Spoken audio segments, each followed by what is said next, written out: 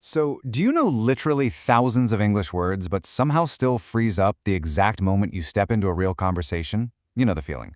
You perfectly construct your coffee order in your head, but the second you speak out loud, it just comes out as a total jumbled mess. It is an incredibly universal pain point. You spend years grinding through vocabulary and grammar, but when it's time to actually talk, your mind just goes totally blank. If that sounds familiar, trust me, you are absolutely not alone. Well, welcome to today's Explainer, because we are going to fix exactly that. Today we're diving into a comprehensive guide to mastering spoken English. We're talking about the complete journey, moving from a beginner foundation all the way up to native-level fluency. We pulled together some incredible insights from top language experts, educators, and actual linguistic research to show you exactly how to rewire your brain for spoken English. All right, let's just jump right into this roadmap.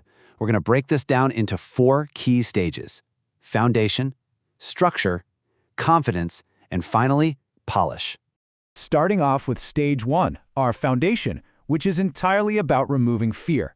Because honestly, the biggest barrier to speaking usually isn't a lack of vocabulary at all. It's the perfectionism that causes all that crippling anxiety. To overcome this, language expert Ollie Richards has a pretty brilliant recommendation. Instead of actively obsessing over rules, he suggests learning passively through something called extensive reading. Basically, by reading story-based books, like, say, following characters Natalie and Alice as they solve an art mystery in London's Camden Market, you absorb the English language completely naturally. The focus becomes the story itself, rather than the struggle of learning. And his 5-step reading process is absolutely key here. The really important one is step 2, read without stopping. This process essentially forces you to read for the general gist, rather than halting every 5 seconds to overanalyze a grammar rule or look up a word. It trains your brain to just keep moving forward.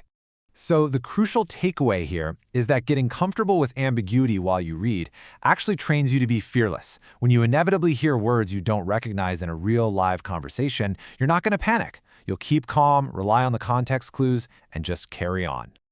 Okay, moving right along to stage 2, structure. This is where we tackle arguably the most frustrating habit of all, translating in your head. The typical translation pipeline creates this exhausting mental traffic jam. Just think about the last time you tried to speak up in a meeting. You come up with a great idea in your native language, desperately search for the English words, run a frantic mental grammar check, and by the time you actually open your mouth, the conversation has already moved on. Direct thinking, on the other hand, connects the meaning straight to English instantly. To stop that translating habit, you have to realize that your brain actually thinks in images and situations first, before language even gets involved.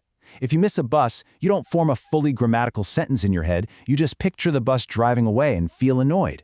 You've got to train your brain to directly connect those real-world objects and feelings straight to the English labels, skipping your native tongue completely. Feel a chill? Just think cold. Now, to really speed this up, you need chunks. Fluency doesn't come from painstakingly building sentences word by word, like some giant puzzle. It comes from grabbing pre-built conversational chunks. Throwing in phrases like, "to be honest," or "what I mean is," drastically reduces the pressure on you, and it buys you precious seconds to formulate your next thought without freezing up. You can then combine those chunks with a really smart strategy called simple first, better later. Seriously, stop trying to invent these perfect, complex, novel-worthy sentences on the spot. Say something super short and simple first, like "I disagree," and then just layer the meaning step by step by adding a reason and a detail as you go.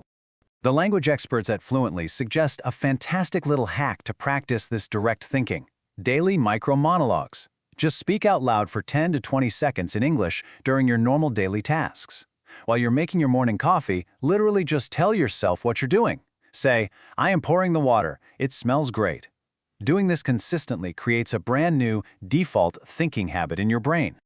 Once you've got those basic patterns locked in, we enter stage 3, confidence. This is all about conquering the dreaded intermediate plateau. You know, that super frustrating phase where it feels like your progress has just hit a solid brick wall. The English educator Christina Rebuffet explains that beating this plateau requires a very specific balance. You absolutely need natural learning, like binging Netflix or listening to podcasts just for pure exposure. But you have to combine that with deliberate learning, where you are actively studying transcripts, making flashcards, and actually doing the exercises. You can't just passively soak it in forever. You've got to do both. But here is the real secret sauce for that deliberate practice. You have to connect personally and emotionally with your study materials. If you aren't using podcasts or books that genuinely interest you, your brain simply won't see any reason to make the effort to remember the new vocabulary. And look, when you're out there building confidence in real conversations, you are inevitably going to forget a word mid-sentence. It happens. Does your brain suddenly go totally blank on the word for scissors? Instead of panicking and awkwardly retreating to your native language, just use paraphrasing. Call it the paper cutting tool. Forgot umbrella? Just say the thing for rain. It keeps the conversation flowing and proves to your brain that you can survive any gap in your vocabulary. And finally, we reach stage 4, polish. You've got the words, you've got the confidence, now we get to focus on the musicality, the advanced rhythm, and the subtle nuances of your speech so you can truly sound like a native. Pronunciation expert Emma points out something absolutely fascinating. Intonation can change your meaning entirely. It's really not just what you say, it's how you say it. Falling tones usually imply facts or genuine questions where you actually don't know the answer.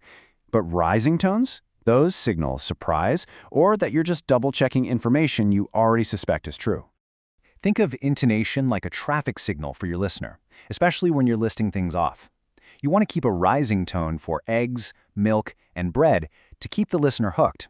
And then you use a falling tone on butter to signal, okay, the list is completely over now. You can even drastically alter the emotional vibe of your sentence just by using question tags. While a positive, negative tag, like, "It's so hot, isn't it?" sounds like a totally genuine attempt to make conversation, a positive structure suddenly makes you sound highly sarcastic or critical. Intonation and structure really do hold all the power here. To really drill this natural cadence and master those tricky tones, academic research points to a highly effective technique known as shadowing. Basically, this involves listening to native audio and mimicking it out loud almost instantly, like you're an echo. It directly develops your physical ability to produce native-like pronunciation and natural fluency. So, to recap the whole roadmap, you build a fearless foundation through reading, you stop the mental translation by using chunks and images, you break right through that intermediate plateau with deliberate practice, and finally, you polish your sound with intonation and shadowing. I'm going to leave you with this provocative thought. Stop waiting for perfection. That translation pipeline in your head only exists because you are afraid of making mistakes. It's time to start breaking that habit right now. As soon as this explainer ends, what is your very first English micro-monologue going to be today?